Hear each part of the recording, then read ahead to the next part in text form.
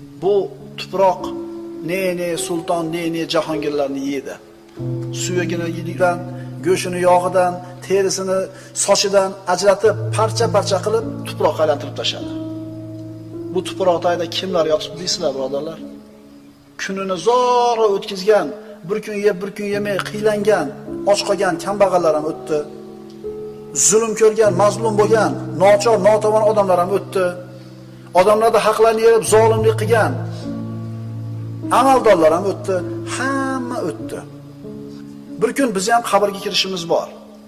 Allohni tanigan, uni toatida turgan, oqil, xushyor, dunyoni nima ekanligini tushunib yetgan, shubhasiz bir kun boshiga keladigan kunga tayyorgarlik ko'rgan odam mana shu odamga havas qilsa bo'ladi.